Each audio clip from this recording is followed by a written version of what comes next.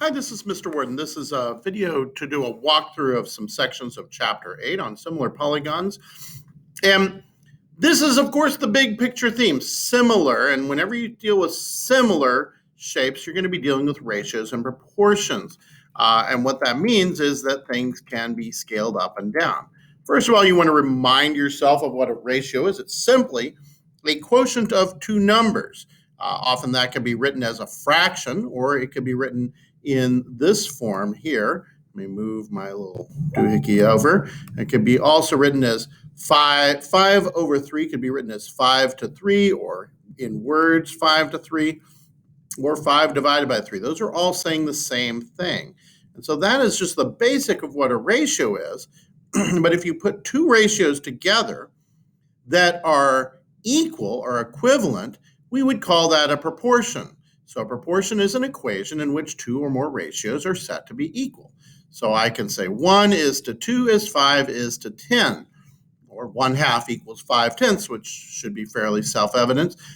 3/5 equals 9/15 equals, and we can plug in some variables that we're trying to figure out. X is to Y, so we're just stating that the relationship of X to Y is 3 to 5, or equals 6 to 10. We could use just two variables. A is to B, C is to D. And when we do that, when we set that up, what that'll allow us to do is solve or come up with a couple of products that are equal, which can allow us to solve things. It's useful to have names for things. So the first term in a proportion, this is a proportion with two ratios. We'll call this the first term. That's the second term. That's the third term. That's the fourth term. So it's like a backwards N. So first, second, third, and fourth. First, second, third, and fourth. Okay. First, second, third, and fourth. And there are other names for these that are really useful. When you set a proportion, the top left and bottom right are called the extremes. But the bottom left and top right are called the means, and that's going to be really important. If the means are the same value, then we call it a mean proportion. And a mean proportion is going to allow us to use some squaring and square roots, and it's actually crucial to one of the proofs for the Pythagorean theorem. So this is an example of a mean proportion. 1 is to 4 as 4 is to 16, or A is to X as X is to R.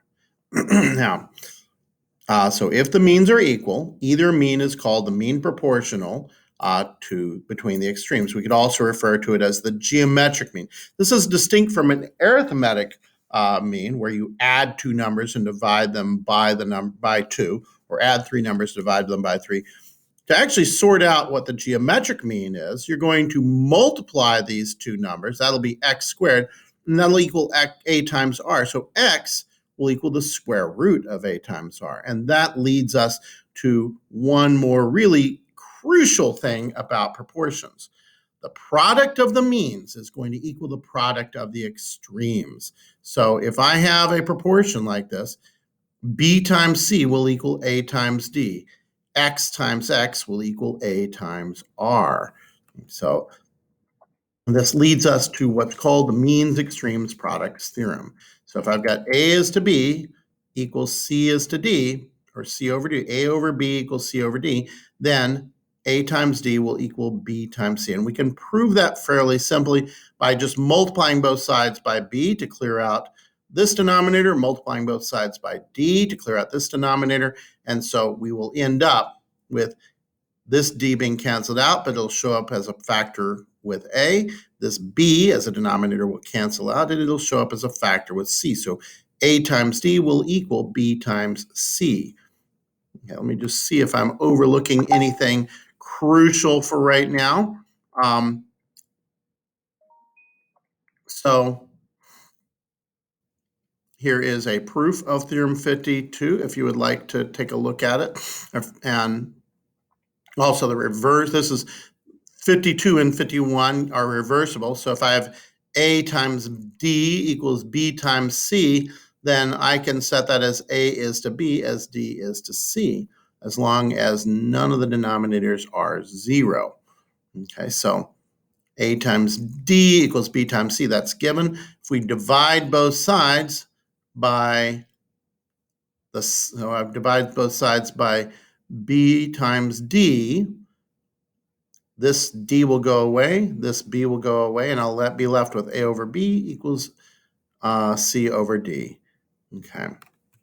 Now, we're going to be using that means extremes products theorem a lot in this chapter.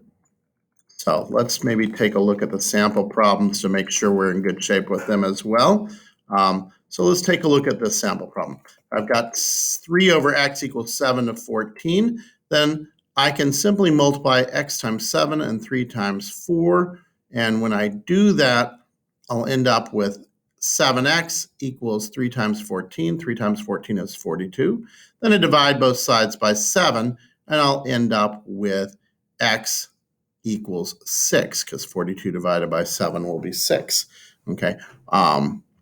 In this case, let's see, they reduced 7/14 to 1/2, totally legit approach, and then we end up with 1 times x equals 3 times 2. Okay, I'm going to go ahead and stop, and I will do another video in a little bit.